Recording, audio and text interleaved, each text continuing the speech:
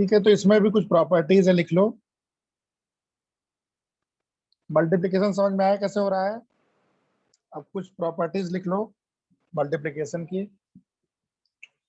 तो सबसे पहले क्लोजर लॉ, देखो ये भी एक कॉम्प्लेक्स नंबर ही आया था मल्टीप्लाई करने के बाद भी। तो सबसे पहला लॉ हमारा क्लोजर लॉ। तो सारे एडिशन वाले ही फॉलो होंगे इसमें भी? सारे एडिशन वाले फॉलो होंगे, बस थोड़ा सा डिफरेंस है इसमें यहाँ पे। एडिटिव आईएनटी और उसमें। ठीक है, तो सर अभी क्या हेडिंग चल रहा है सर? मेरा disconnect. Properties closure law. Sir ये तो कर चुके हैं। क्लोजर लॉ ऑफ मल्टीप्लिकेशन है, अब वो एडिशन अच्छा, का था। हाँ ओके सर। ओह ठीक है, मतलब दो कॉम्प्लेक्स नंबर Z1 अगर C को बिलोंग करता है, Z2 C को बिलोंग करता है, तो Z1 इंटू Z2 भी आपका C होता है पहला। उसके बाद कम्यूटेटिव प्रॉपर्टी, मतलब Z1 इंटू जो Z2 होता है, ये Z2 इंटू Z1 होता है। तीसरा एसोसिएटिव प्रॉपर्टी,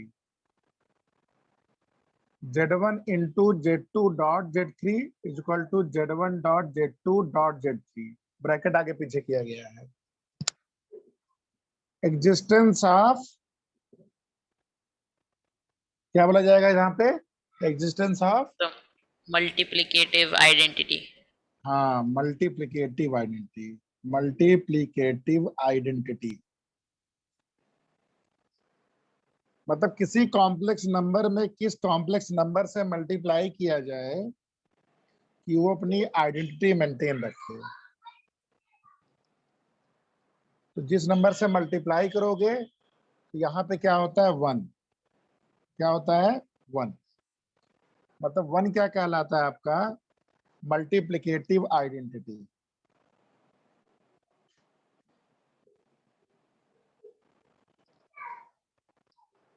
ठीक है, सर इस बार भी वही ना कि मल्टीप्लाई करके वही नंबर आ जाए फिर से हाँ तो मतलब हाँ, वहां पे एडिटिव था तो एडिशन किया गया था, यहाँ यस मल्टीप्लिकेशन है तो मल्टीप्लिकेशन किया गया, लेकिन बाकी कॉन्सेप्ट सेम है कि यस मल्टीप्लिकेटिव आइडेंटिटी मल्टीप्लाई करने पे अपनी आइडेंटिटी मेंटेन। अब आ जाओ एग्जिस्टेंस ऑफ मल्टीप्लिकेटिव इनवर्स, इसमें क्या होगा?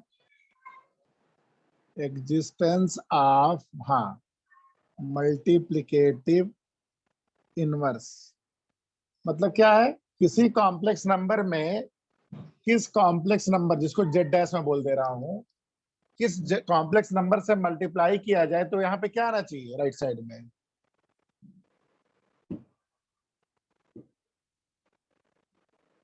सर 1 आना चाहिए। 1 आना चाहिए, बेसिकली मल्टीप्लिकेटिव आइडेंटिटी आना चाहिए। 1 क्यों आना चाहिए? 2 क्यों नहीं आना चाहिए?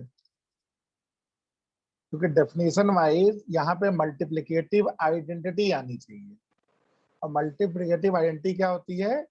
1 होती है, हमेशा 1 नहीं होती है, ध्यान देना है ये चीज। क्लास 12th में एक चैप्टर है, इसमें अभी तो हटा दिया गया है, बहुत ही अच्छा चैप्टर था वो। मल्टीप्लिकेटिव आइडेंटिटी हमेशा 1 नहीं होती है, और एडिटिव हमेशा तुम्हारा 0 होता है। वो डिपेंड करता है आपका ऑपरेशन कैसा है। समझ में आ रही है? तो यहाँ पे क्या है? Multiplicative identity. तो जेड डैश की वैल्यू क्या होगी? जेड डैश यहाँ पे क्या आएगा? ये 1 आ गया, तो जेड डैश की वैल्यू 1/z। तो इसी को हम लोग क्या बोलते हैं? इनवर्स बोलते हैं। इसको जेड इनवर्स ऐसे भी लिख सकते हो, या जेड इनवर्स ऐसे भी लिख सकते हो।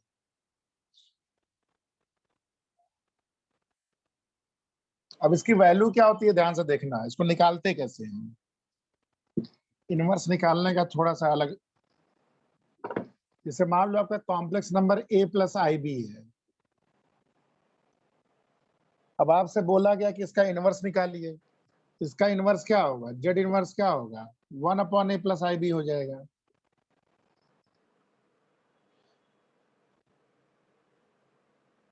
अब 1 प्लस IB जो है, इसका रियल पार्ट क्या होगा नहीं बता सकते वैसे, क्योंकि डिनोमिनेटर में है ये। इसको हम लोग क्या करते हैं, देखो इसको हम लोग, रियल पार्ट इसका क्या होगा? रियल पार्ट के लिए एक रियल पार्ट होना चाहिए plus I plus imaginary part होना चाहिए।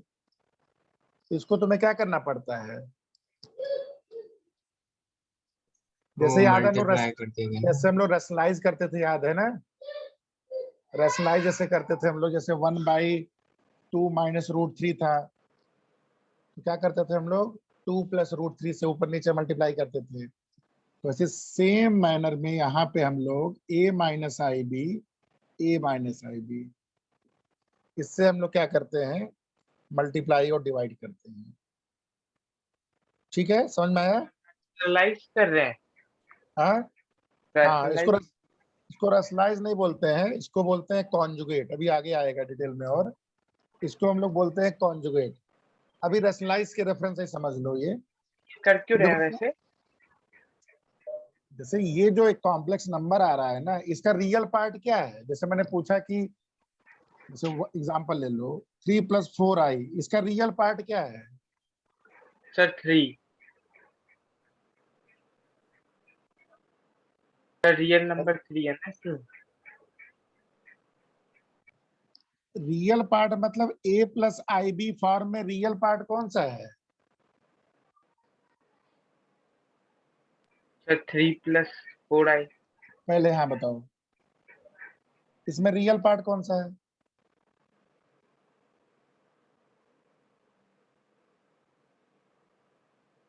और बोलो, यहाँ पे तो ए है। ए यहाँ पे क्या है? यहाँ पे क्या है? a है। यस सर, इसमें ए है, इसमें 1/3 पर। अच्छा, इसी को मैं ऐसे लिख दिया, अब भी रियल पार्ट a है क्या इसका? नहीं सर 1/a। 1/a हो गया। 1/a तो हो ही नहीं सकता।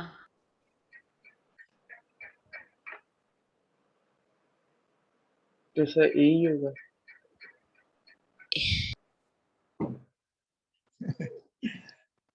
वन। ध्यान से देखो, इसीलिए उसको कर रहे हैं हम लोग, रियल पार्ट और इमेजिनरी पार्ट को अलग कर रहे हैं। रियल पार्ट और इमेजिनरी पार्ट बीच में +i से डिस्टिंग्विश किया जाता है, अलग अलग किया जाता है। 2 + 3i मतलब 2 प्लस, ये रियल हुआ, ये इमेजिनरी हुआ, बीच में क्या है? समझ में आया? ये पार्ट रियल हुआ, ये इमेजिनरी हुआ। अगर इसी को 1/, में कर दिए तब ऐसे नहीं हो पाएगा, इसको हम लोग को क्या करना पड़ेगा, ध्यान से देखो, ये आपका हो गया a - ib, और नीचे क्या हो जाएगा, a² - ib²। हाँ i² और i² की वैल्यू क्या होती है, -1, तो ये आ गया a² + b। ये देखो क्या आ गया, a/a² + b²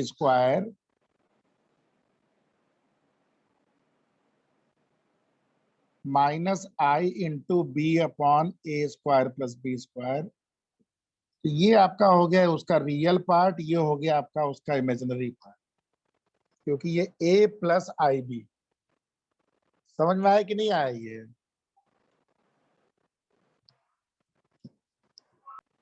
ये भी सबको नहीं आया समझ में, और बोल नहीं रहे सब लोग। सर 3। इसका क्या होगा,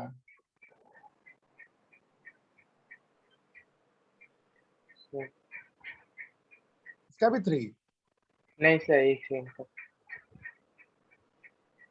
फॉर्मूला टाइप कर दिया। इसको तुम्हें कन्वर्ट करना पड़ेगा पहले, इस कॉम्प्लेक्स नंबर को तुम्हें कन्वर्ट करना पड़ेगा किस फॉर्म में, a + ib फॉर्म में करना पड़ेगा। जब तक ये नहीं कर पाओगे ना, तब तक इसको तुम सेग्रीगेट नहीं कर पाओगे अलग अलग। ये थोड़ा बोल सकते हो सर 1/3 अलग कर दे, 1/4 अलग कर दे, ऐसे हो सकता है? नहीं सर। नहीं होता है ना। नहीं। तो इसीलिए हम लोग क्या करना पड़ेगा यहाँ पे, इस केस में हम लोग को, इसको मैं कर दे रहा हूँ, रुक जाओ। इस केस में हमें क्या करना पड़ेगा, इसको हमें 3 - 4i और 3 - 4i से मल्टीप्लाई करना पड़ेगा। ये क्या आ जाएगा, 3 - 4i, और नीचे क्या आ जाएगा, ये देखो क्या आ गया, 3/25 - i 4/25। अब तुमसे पूछा गया रियल पार्ट क्या है, इसका रियल पार्ट क्या है, इस क्वेश्चन में इसका रियल पार्ट क्या है? 25। 3/25। इसका इमेजिनरी पार्ट कितना है? 4/25। -4/25। हमेशा a प्लस IB से कंपेयर करते हैं। Yes sir. ये चीज आपकी क्या थी? इसी को हम लोग मल्टीप्लिकेटिव इनवर्स।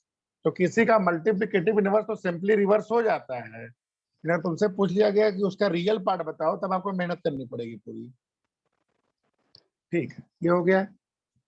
अच्छा, एक और लॉ लिख लो, डिस्ट्रीब्यूटिव लॉ। डिस्ट्रीब्यूटिव लॉ क्या बोलता है? जैसे नॉर्मल नंबर में हम लोग का है डिस्ट्रीब्यूटिव लॉ।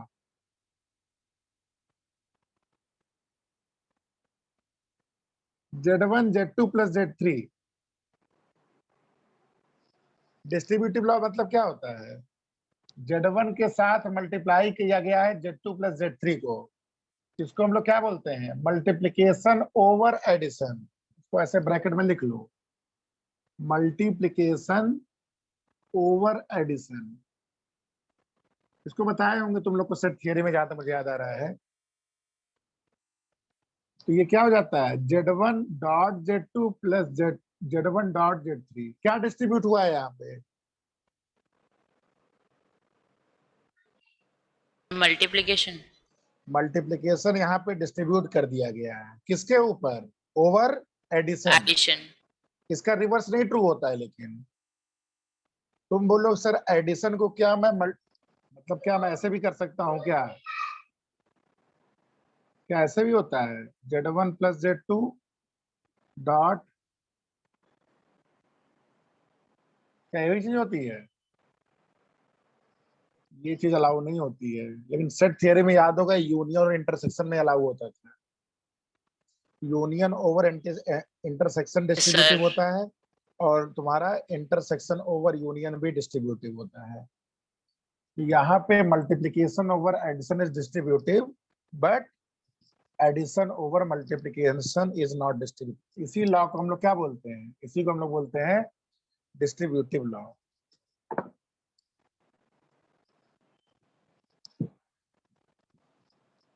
ठीक है, एक और छोटा सा बचा है, डिवीजन कर लो। Division, division of two complex number. Division of two complex number.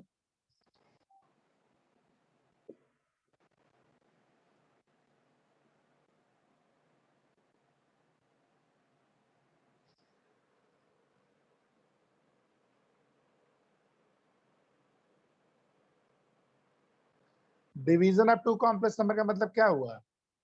कि एक कॉम्प्लेक्स नंबर Z1 आपका A प्लस IB है, दूसरा आपका Z2 C प्लस ID है। तो आपसे पूछा गया Z1/Z2 निकालिए। इसका मतलब क्या हुआ? Z1 into 1/Z2, Z1 into Z2 inverse. तो ये जो मल्टीप्लीकेशन है किसमें कन्वर्ट हो गया? सॉरी, ये डिवीजन किसमें कन्वर्ट हो गया? मल्टीप्लीकेशन में। मल्टीप्लिकेशन। ठीक है, मतलब Z1 का किससे मल्टीप्लाई कर रहे हैं आप? Z2 के इनवर्स से। और Z2 का इनवर्स निकालना आपको आता है। तो Z2 का इनवर्स निकालना आता है, तो उसका इनवर्स निकाल के Z1 से मल्टीप्लाई कर दीजिए। मल्टीप्लिकेशन भी आपको आता है। ये आपका क्या कहलाता है? डिवीजन। समझ में आया ये? Yes sir.